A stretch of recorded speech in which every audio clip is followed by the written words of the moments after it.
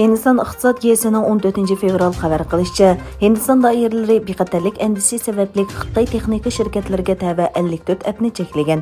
Egilanishicha, Tencent, Alibaba va Wangyi qatorli Xitoy internet shirkatlari tadqiq qilib yasab chiqqan bir qism yumshoq detallar 2020-yili Hindiston tarafidan cheklangan bo'lib, bu applarning ismi o'zgartirilgandan keyingi yangi nashri Hindiston elektron va uchur texnikasi ministrligi tarafidan yana cheklangan.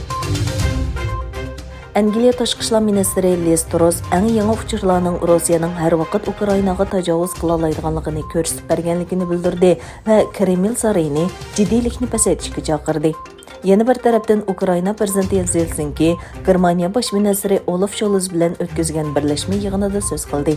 Zelsinki, Shimoliy Atlantik aktiv tashkilotiga a'zo bo'lish bizning bexatarligimizga kafolatlik qiladi dedi. Türkiye raisi Recep Tayyip Erdoğan uzun yıllık ciddiylikten keyin resmi ziyareti bo'lgan Arab Birleşme Xalifaligida resmi marosim bilan qarshilandi. Erdoğan bilan Abu Zabi valiahdi Shahzoda Sheyx Al Nahyan riyosatchilik qilgan vakillar o'mikidagi uchrashishdan keyin ikki tarafli kelishim imzolandi. Egilanishicha, ikki davlat o'rtasida davlat mudofaa sanoati, sog'lomlik, klimat o'zgarish, sanoat, texnika, madaniyat, dehqonchilik, savdo, iqtisod, quruqliq va dengiz transporti, yoshlar, ofat boshqarish, meteorologiya, aloqa va arxiv qatorliq sohalarda 13 kelishim imzolangan. Yerim o'tkazgich sanoati jamiyati o'tgan yarim yillik o'tkazgich setish sonliq ma'lumotlarini e'lon qildi.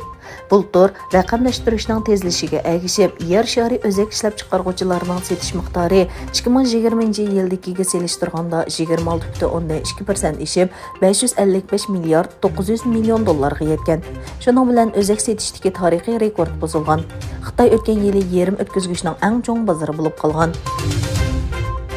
Fransiyada Prens Charq rayonidagi bir ish o'rinida portlash yuz berdi.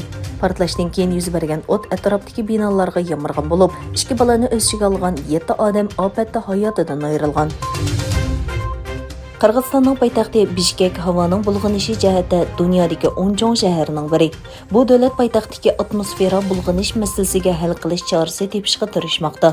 Egilanishicha, gaz qo'yib berish, shahar atrofidagi o'ltiroq rayonlardagi sifatsiz yiqilg'i ishiltish va axlat maydonidan chiqqan istutak havoning bulg'anishining asosli sababi sifatida ko'rsatilgan.